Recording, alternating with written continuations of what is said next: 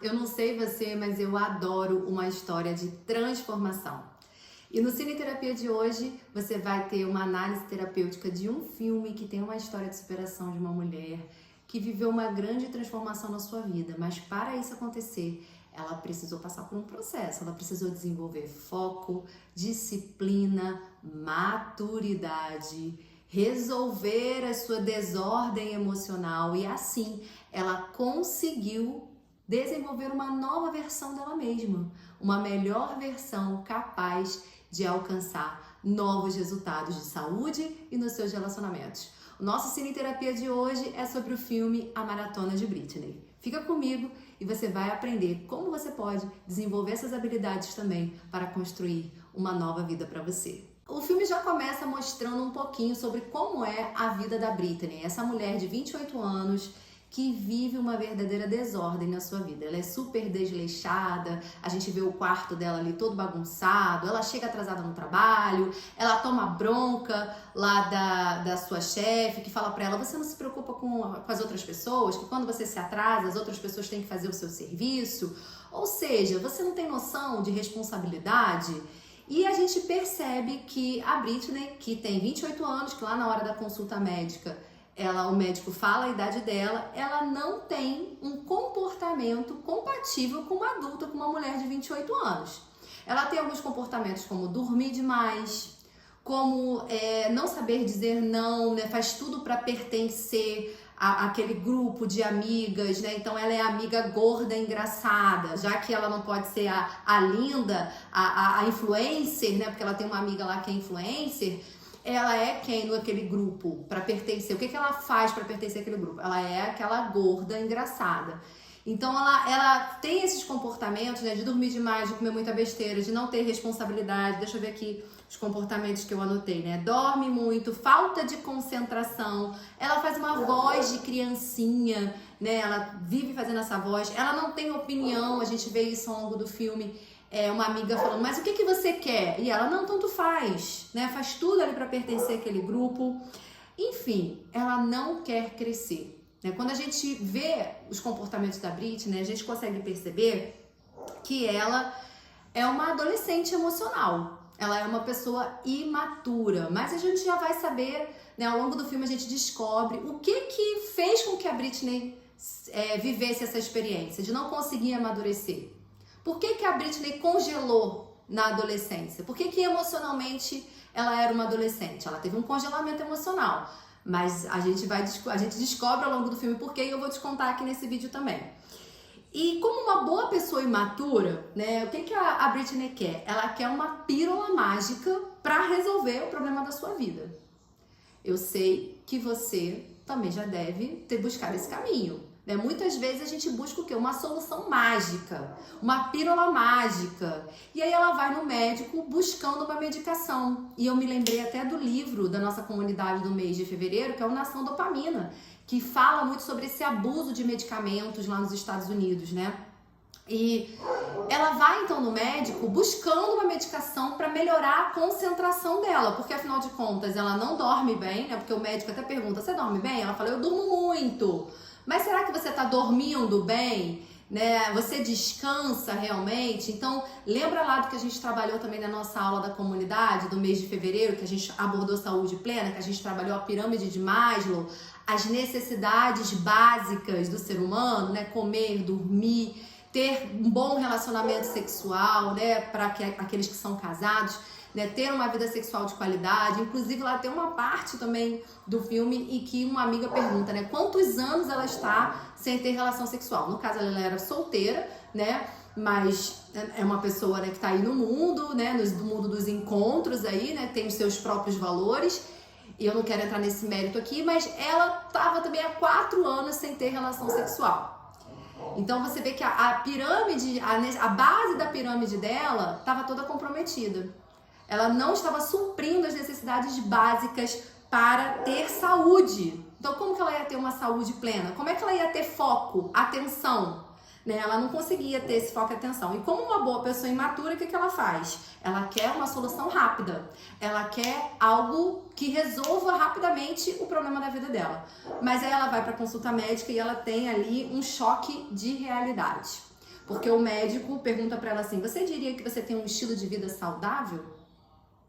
Uau, eu quero deixar essa pergunta pra você.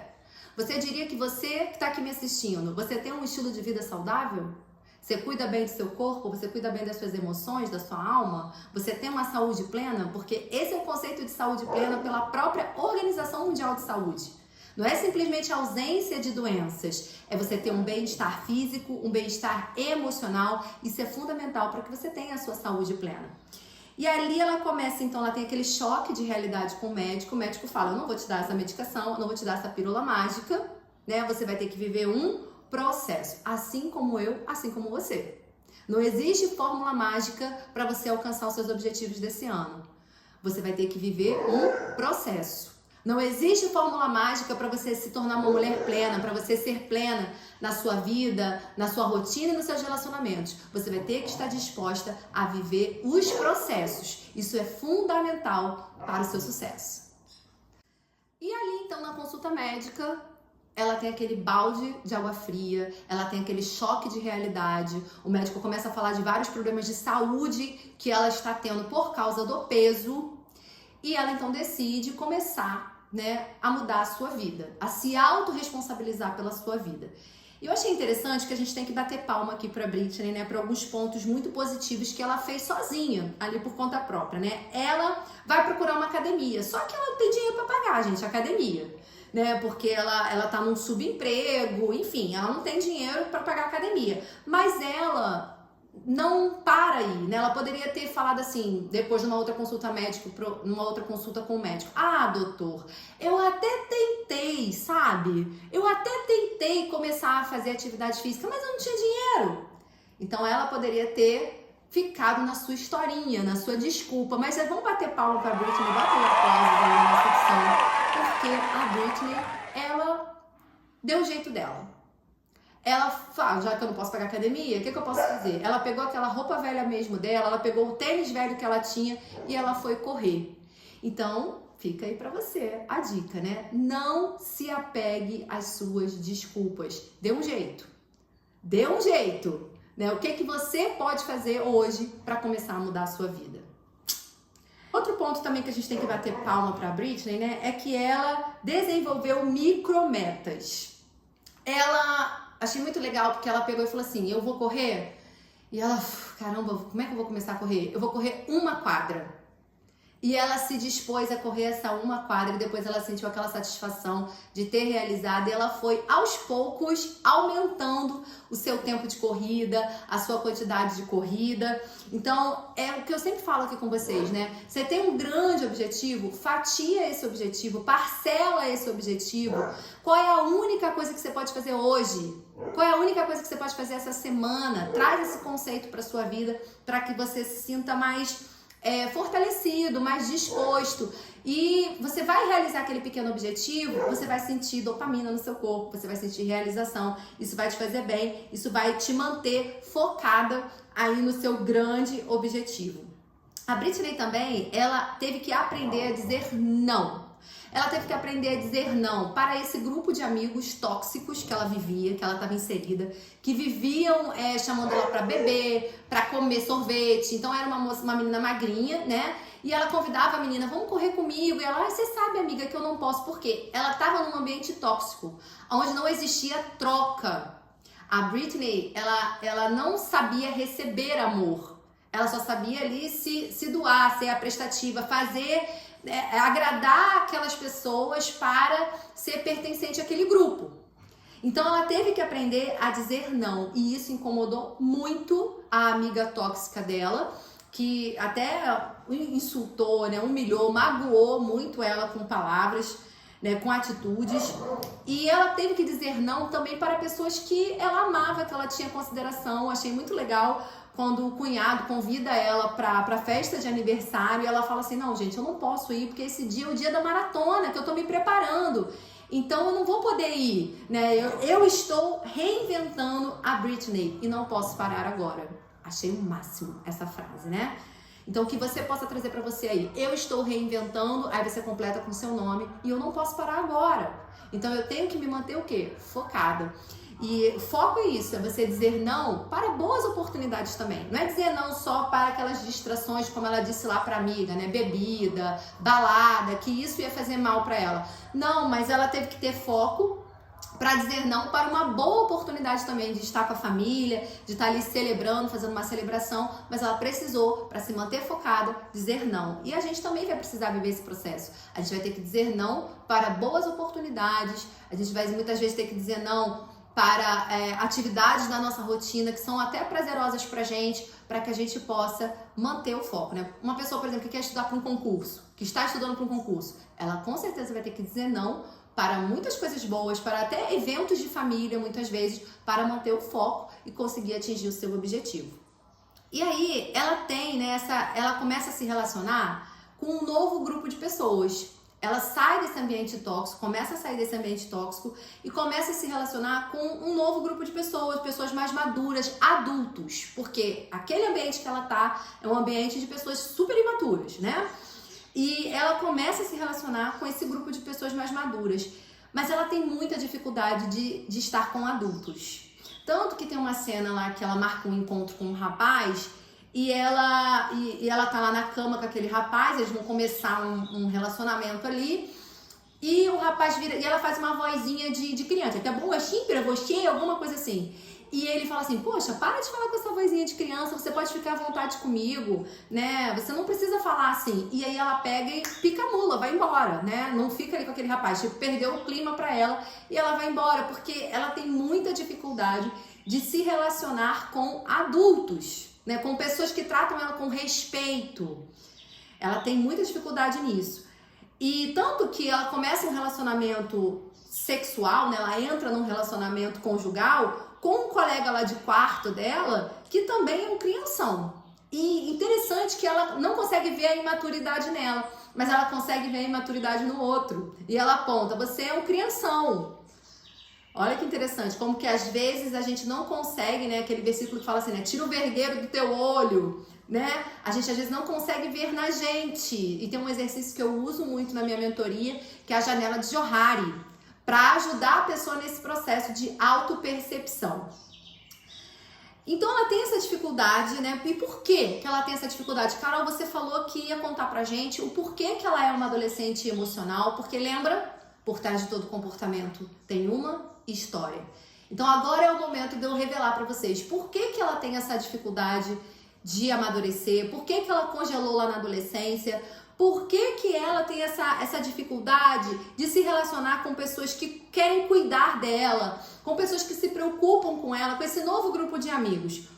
Porque, segura que é bombástico, porque ela tem uma questão com a mãe. Ela tem uma questão com a mãe, com o relacionamento dela com a mãe. Inclusive, ela é agressiva, ela chega a ser agressiva com uma amiga que é mais velha do que ela, uma nova amiga desse grupo, que é mais velha que ela, que é uma amiga que é mãe, né, de 2 crianças, e ela tem até uma fala que ela comenta assim, eu não preciso que ela seja minha mãe. Ela fica me olhando com um olhar julgador, sendo que era uma pessoa super acolhedora, mas ela olhava para aquela mulher e ela via quem? Ela via uma figura materna. Ela via a mãe. Então para pensar. Talvez alguém que você tem uma dificuldade de relacionamento, alguém que você tem uma cisma com aquela pessoa, alguém que não vai bem. Será que você está enxergando realmente aquela pessoa? Ou você está enxergando alguém da sua família, talvez um primo que te enchia o saco lá quando você era adolescente, talvez um irmão, talvez um tio, talvez uma avó, alguém da sua família com quem você não se relacionava bem e aquela pessoa meio que inconscientemente, isso não é um processo consciente, tá? Ela te lembra essa pessoa. E aí você já se fecha, se arma para aquele relacionamento. Então a gente aí começa a descobrir, né, que a Britney, né, por que a Britney é uma adolescente emocionalmente? Porque a mãe foi embora. Não fala no filme exatamente a idade que a mãe dela foi embora, mas a gente pode fazer assim continhas, né, análise pelas coisas que eles falam, que a mãe foi embora. Olha o que aconteceu, a mãe foi embora, então os pais se divorciaram, né, o pai ele ficou super deprimido E com isso a Britney desenvolveu ali um mecanismo de fuga, um mecanismo de sobrevivência àquela dor, que foi começar a fazer bobeira. O cunhado fala lá, né? Seu pai, você que levantou o seu pai, fazendo graça, fazendo bobeira, fazendo gracinha, sendo engraçada. Então ela desenvolveu aquele mecanismo de defesa, né? De ser engraçada diante daquela dor, diante daquele trauma. Então todas as vezes que ela se via em conflito, o que ela fazia? Ela era a engraçada, era a fuga dela sempre, né? E aí o pai então ficou deprimido. Logo depois ele morreu, né? Isso ela fala no filme. E ela foi criada pela irmã, que ela comenta assim, a minha irmã na época estava estudando enfermagem, ou seja, a irmã já estava com mais de 18 anos. E você olha para a irmã e olha para ela, você vê que elas devem ter uma diferença ali de uns 6 anos, aproximadamente. Elas não têm uma grande diferença de idade. E ela então foi ser criada por essa irmã e por esse cunhado, né? A irmã devia ter aí uns 18, 19 anos, esse cunhado também, né? Tanto que o cunhado tá fazendo 41 anos, ela tem 28, né? E o cunhado tá fazendo 41 anos, e o cunhado fala, eu deixei de ir pra faculdade para cuidar de você. Então, pensando nessa média, né, ele fala assim, quantas vezes eu fui comprar absorvente pra você, né? Saí de madrugada pra comprar absorvente, não era pra mim, era pra você. Então, todo esse esforço que eu fiz foi em vão? Né, um bate-papo que ele tem com ela lá no final do filme, mais pro final do filme. E então a gente tem uma ideia, mais ou menos, de que ela deve ter sido por volta de 11 anos, ali no início da puberdade, que ela foi morar com esse cunhado e com essa irmã, que o pai morreu, então a mãe foi embora, o pai morreu e ela foi morar. Lá no início da adolescência, ela congelou ali, naquela fase em que às vezes a gente olha...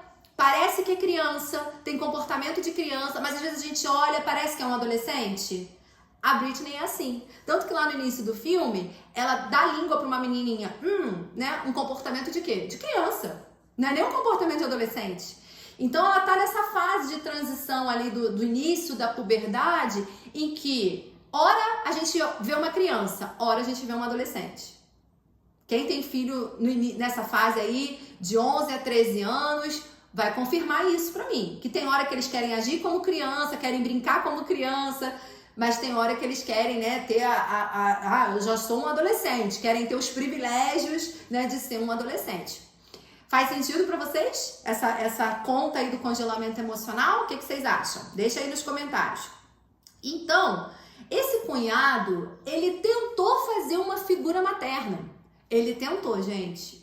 Ela até fala assim, ele é como se fosse um padrasto pra mim. Mas quem ficou em casa cuidando dela, quem não foi pra faculdade?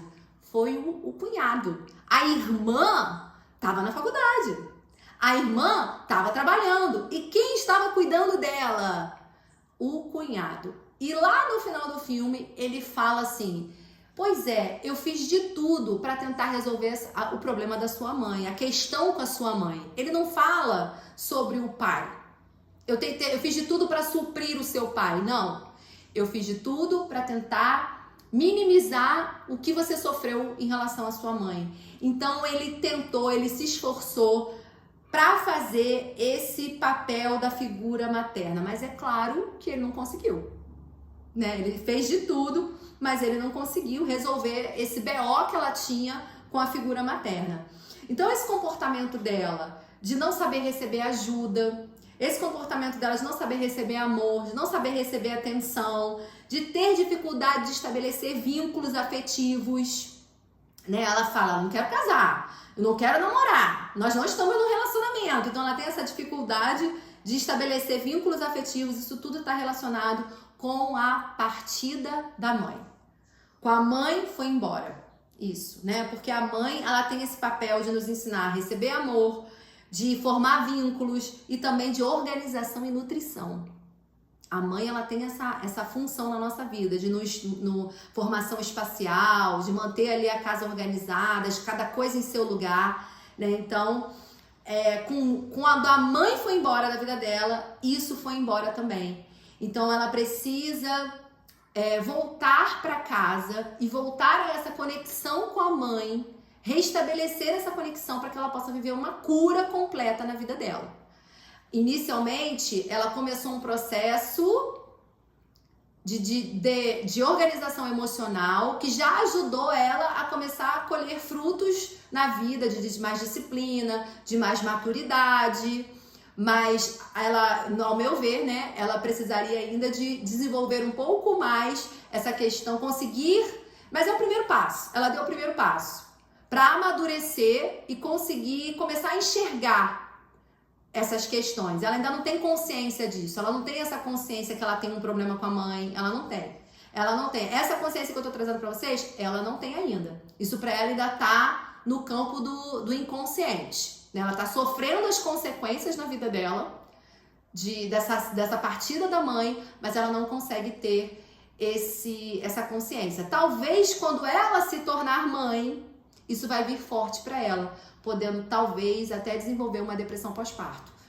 Gente, a gente tá falando de uma personagem fictícia, né, que é baseada numa história real, que é muito legal, essa história de superação, e estamos falando em hipóteses, né, em possibilidades, né, não estou atendendo essa mulher para trazer todo um panorama da vida dela. E ela então começa, né, ela foi para casa, ela volta para casa devido a uma situação que não está sob o controle dela. E aí aqui eu quero te chamar a atenção. Como você reage quando as coisas não saem como você planejou? Porque ela não foi sorteada para a loteria, para participar da maratona. Ela ficou muito frustrada, ela não recebeu ajuda de quem poderia ajudar ela a resolver o problema.